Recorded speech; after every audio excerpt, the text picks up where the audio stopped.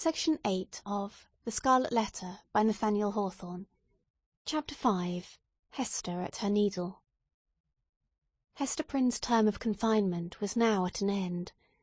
Her prison door was thrown open, and she came forth into the sunshine, which, falling on all alike, seemed to her sick and morbid heart as if meant for no other purpose than to reveal the scarlet letter on her breast.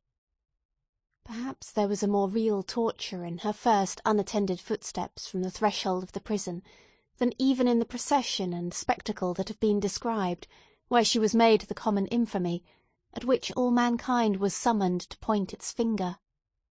Then she was supported by an unnatural tension of the nerves, and by all the combative energy of her character, which enabled her to convert the scene into a kind of lurid triumph. It was, moreover, a separate and insulated event, to occur but once in her lifetime, and to meet which, therefore, reckless of economy, she might call up the vital strength that would have sufficed for many quiet years. The very law that condemned her, a giant of stern features, but with vigour to support as well as annihilate in his iron arm, had held her up through the terrible ordeal of her ignominy. But now, with this unattended walk from her prison door, began the daily custom, and she must either sustain and carry it forward by the ordinary resources of her nature, or sink beneath it. She could no longer borrow from the future to help her through the present grief. To-morrow would bring its own trial with it, so would the next day, and so would the next, each its own trial, and yet the very same that was now so unutterably grievous to be borne. The days of the far-off future would toil onward, still with the same burden for her to take up and bear along with her, but never to fling down. For the accumulating days and added years would pile up their misery upon the heap of shame. Throughout them all, giving up her individuality, she would become the general symbol at which the preacher and moralist might point, and in which they might vivify and embody their images of woman's frailty and sinful passion. Thus the young and pure would be taught to look at her, with the scarlet letter flaming on her breast, at her, the child of honourable parents, at her, the mother of a babe, that would hereafter be a woman, at her, who had once been innocent, as the figure, the body, the reality of sin. And over her grave, the infamy that she must carry thither would be her only monument. It may seem marvellous that, with the world before her, kept by no restrictive clause of her condemnation within the limits of the Puritan settlement, so remote and so obscure, free to return to her birthplace, or to any other European land, and there hide her character and identity under a new exterior, as completely as if emerging into another state of being, and having also the passes of the dark, inscrutable forest open to her, where the wildness of her nature might assimilate itself with a people whose customs and life were alien from the law that had condemned her. It may seem marvellous that this woman should still call that place her home, where, and where only, she must needs be the type of shame. But there is a fatality, a feeling so irresistible and inevitable that it has the force of doom, which almost invariably compels human beings to linger around and haunt, ghost-like, the spot where some great and marked event has given the colour to their lifetime, and still the more irresistibly, the darker the tinge that saddens it. Her sin, her ignominy, were the roots which she had struck into the soil. It was as if a new birth, with stronger assimilations than the first, had converted the forest land, still so uncongenial to every other pilgrim and wanderer, into Hester Prynne's wild and dreary but lifelong home. All other scenes of earth, even that village of rural England, where happy infancy and stainless maidenhood seemed yet to be in her mother's keeping, like garments put off long ago, were foreign to her in comparison. The chain that bound her here was of iron links, and galling to her inmost soul, but could never be broken. It might be, too, Doubtless it was so, although she hid the secret from herself, and grew pale whenever it struggled out of her heart like a serpent from its hole. It might be that another feeling kept her within the scene and pathway that had been so fatal. There dwelt, there trod the feet of one with whom she deemed herself connected in a union that, unrecognised on earth, would bring them together before the bar of final judgment, and make that their marriage altar, for a joint futurity of endless retribution. Over and over again the tempter of souls had thrust this idea upon Hester's contemplation, and laughed at the passionate and desperate joy with which she seized and then strove to cast it from her. She barely looked the idea in the face, and hastened to bar it in its dungeon.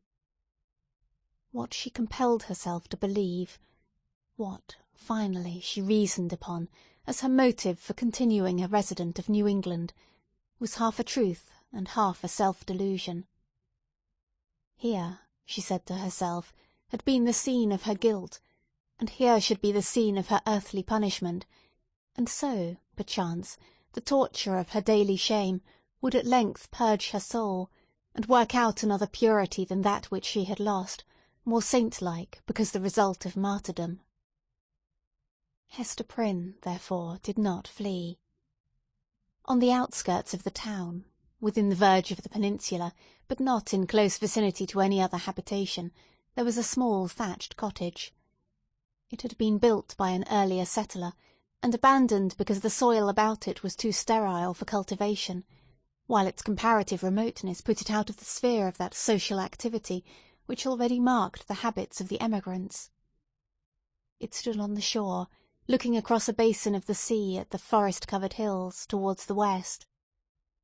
A clump of scrubby trees, such as alone grew on the peninsula, did not so much conceal the cottage from view, as seemed to denote that here was some object which would fain have been, or at least ought to be, concealed.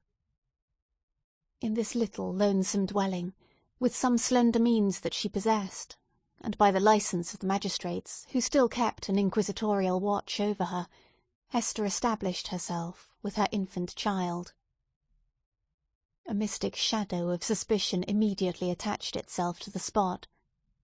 Children, too young to comprehend wherefore this woman should be shut out from the sphere of human charities, would creep nigh enough to behold her plying her needle at the cottage window, or standing in the doorway, or labouring in her little garden, or coming forth along the pathway that led townward, and, discerning the scarlet letter on her breast, would scamper off with a strange, contagious fear.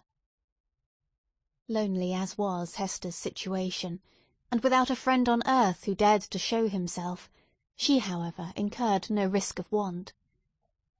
She possessed an art that sufficed, even in a land that afforded comparatively little scope for its exercise, to supply food for her thriving infant and herself. It was the art, then, as now, almost the only one within a woman's grasp, of needlework.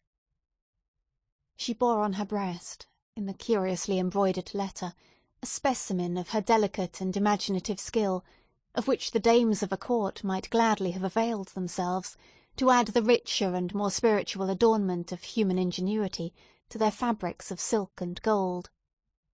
Here, indeed, in the sable simplicity that generally characterized the puritanic modes of dress, there might be an infrequent call for the finer productions of her handiwork. Yet the taste of the age, demanding whatever was elaborate in compositions of this kind, did not fail to extend its influence over our stern progenitors, who had cast behind them so many fashions which it might seem harder to dispense with. Public ceremonies, such as ordinations, the installation of magistrates, and all that could give majesty to the forms in which a new government manifested itself to the people, were, as a matter of policy, marked by a stately and well-conducted ceremonial, and a sombre but yet a studied magnificence. Deep ruffs, painfully wrought bands, and gorgeously embroidered gloves were all deemed necessary to the official state of men assuming the reins of power, and were readily allowed to individuals dignified by rank or wealth, even while sumptuary laws forbade these and similar extravagances to the plebeian order. in the array of funerals too, whether for the apparel of the dead body, or to typify, by manifold emblematic devices of sable cloth and snowy lawn, the sorrow of the survivors, there was a frequent and characteristic demand for such labour as Hester Prynne could supply. Baby linen, for babies then wore robes of state, afforded still another possibility of toil and emolument. By degrees, nor very slowly, her handiwork became what would now be termed the fashion. Whether from commiseration for a woman of so miserable a destiny, or from the morbid curiosity that gives a fictitious value even to common or worthless things, or by whatever other intangible circumstance was then, as now, sufficient to bestow, on some persons, what others might seek in vain, or because Hester really filled a gap which must otherwise have remained vacant, it is certain that she had ready and fairly requited employment for as many hours as she saw fit to occupy with her needle. Vanity, it may be, chose to mortify itself by putting on, for ceremonials of pomp and state, the garments that had been wrought by her sinful hands. Her needlework was seen on the ruff of the governor. Military men wore it on their scarves, and the minister on his band. It decked the baby's little cap. It was shut up, to be mildewed and moulder away in the coffins of the dead. But it is not recorded that, in a single instance, her skill was called in to embroider the white veil which was to cover the pure blushes of a bride.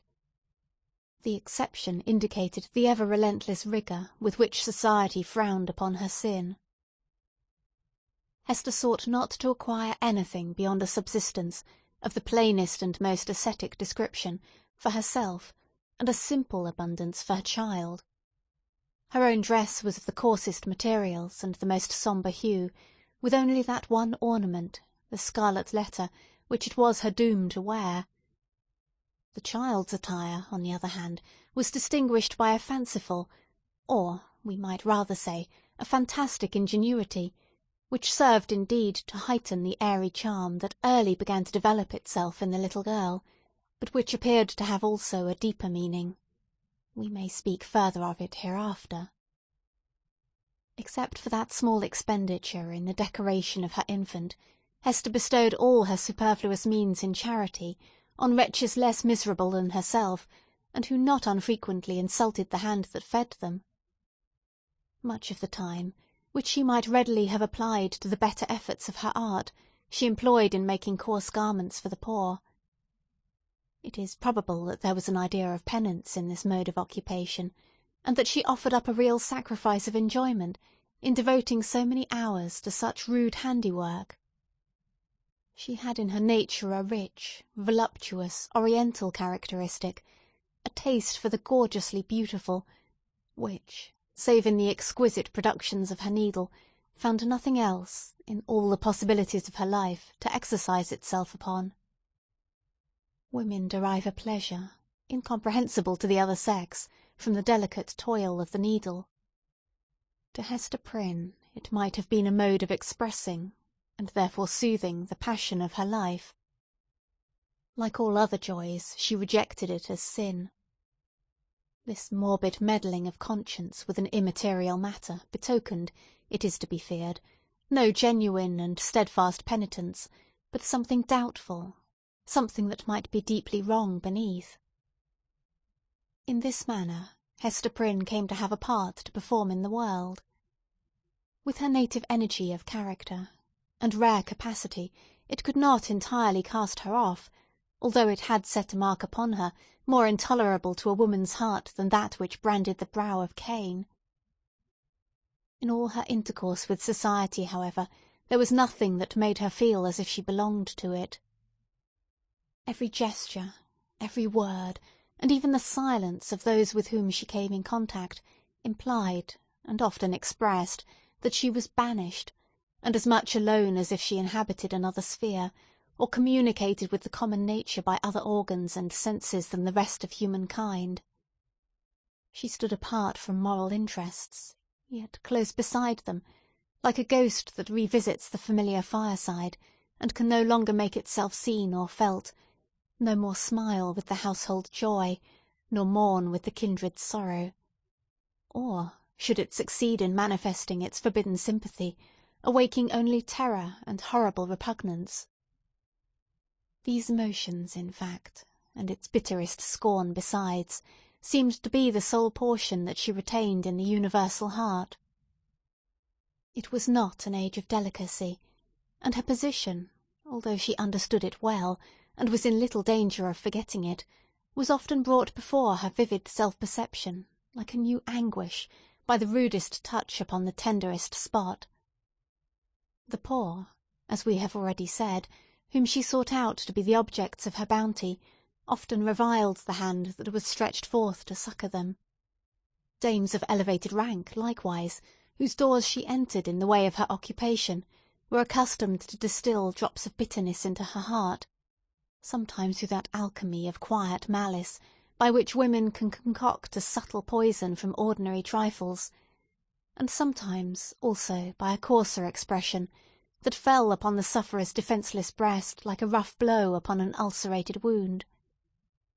Hester had schooled herself long and well. She never responded to these attacks, save by a flush of crimson that rose irrepressibly over her pale cheek, and again subsided into the depths of her bosom.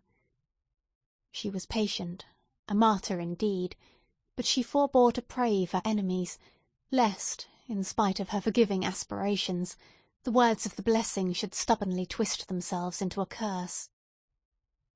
Continually, and in 1,000 other ways, did she feel the innumerable throbs of anguish that had been so cunningly contrived for her by the undying, the ever-active sentence of the Puritan tribunal. Clergymen paused in the street to address words of exhortation that brought a crowd, with its mingled grin and frown, round the poor sinful woman. If she entered a church, trusting to share the Sabbath smile of the universal Father, it was often her mishap to find herself the text of the discourse. She grew to have a dread of children, for they had imbibed from their parents a vague idea of something horrible in this dreary woman, gliding silently through the town, with never any companion but one only child. Therefore, first allowing her to pass, they pursued her at a distance with shrill cries, and the utterance of a word that had no distinct purport to their own mind, but was none the less terrible to her, as proceeding from lips that babbled it unconsciously. It seemed to argue so wide a diffusion of her shame that all nature knew of it. It could have caused her no deeper pang had the leaves of the trees whispered the dark story among themselves, had the summer breeze murmured about it, had the wintry blast shrieked it aloud. Another peculiar torture was felt in the gaze of a new eye. When strangers looked curiously at the scarlet letter, and none ever failed to do so, they branded it afresh into Hester's soul, so that, oftentimes, she could scarcely refrain, yet always did refrain, from covering the symbol with her hand. But then again, an accustomed eye had likewise its own anguish to inflict. Its cool stare of familiarity was intolerable. From first to last, in short, Hester Prynne had always this dreadful agony in feeling a human eye upon the token. The spot never grew callous. It seemed, on the contrary, to grow more sensitive with daily torture. But sometimes, once in many days, or perchance in many months, she felt an eye, a human eye, upon the ignominious brand, that seemed to give a momentary relief, as if half of her agony were shared. The next instant back it all rushed again, with still a deeper throb of pain, for, in that brief interval, she had sinned anew. Had Hester sinned alone? Her imagination was somewhat affected, and, had she been of a softer moral and intellectual fibre, would have been still more so, by the strange and solitary anguish of her life. Walking to and fro, with those lonely footsteps, in the little world with which she was outwardly connected, it now and then appeared to Hester, if altogether fancy, it was nevertheless too potent to be resisted. She felt, or fancied then, that the scarlet letter had endowed her with a new sense. She shuddered to believe, yet could not help believing, that it gave her a sympathetic knowledge of the hidden sin in other hearts. She was terror-stricken by the revelations that were thus made. What were they? Could they be other than the insidious whispers of the bad angel, who would fain have persuaded the struggling woman, as yet only half his victim, that the outward guise of purity was but a lie, and that, if truth were everywhere to be shown, a scarlet letter would blaze forth on many a bosom besides Hester Prynne's? Or must she receive those intimations, so obscure, yet so distinct, as truth?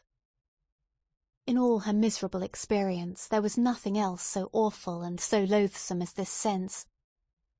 It perplexed as well as shocked her, by the irreverent inopportuneness of the occasions that brought it into vivid action. Sometimes the red infamy upon her breast would give a sympathetic throb as she passed near a venerable minister or magistrate, the model of piety and justice, to whom that age of antique reverence looked up, as to a mortal man in fellowship with angels. "What evil thing is at hand?" would Hester say to herself. Lifting her reluctant eyes, there would be nothing human within the scope of view, save the form of this earthly saint. Again a mystic sisterhood would contumaciously assert itself, as she met the sanctified frown of some matron, who, according to the rumour of all tongues, had kept cold snow within her bosom throughout life. That unsunned snow in the matron's bosom, and the burning shame on Hester Prynne's, what had the two in common? Or, once more, the electric thrill would give her warning. Behold, Hester, here is a companion. And looking up, she would detect the eyes of a young maiden glancing at the scarlet letter, shyly and aside, and quickly averted with a faint, chill crimson in her cheeks, as if her purity were somewhat sullied by that momentary glance. O fiend, whose talisman was that fatal symbol, wouldst thou leave nothing, whether in youth or age, for this poor sinner to revere? Such loss of faith is ever one of the saddest results of sin. Be it accepted as a proof that all was not corrupt in this poor victim of her own frailty, and man's hard law, that Hester Prynne yet struggled to believe that no fellow mortal was guilty like herself. The vulgar, who in those dreary old times were always contributing a grotesque horror to what interested their imaginations, had a story about the scarlet letter which we might readily work up into a terrific legend. They averred that the symbol was not mere scarlet cloth, tinged in an earthly dye-pot, but was red-hot with infernal fire, and could be seen glowing all alight whenever Hester Prynne walked abroad in the night-time.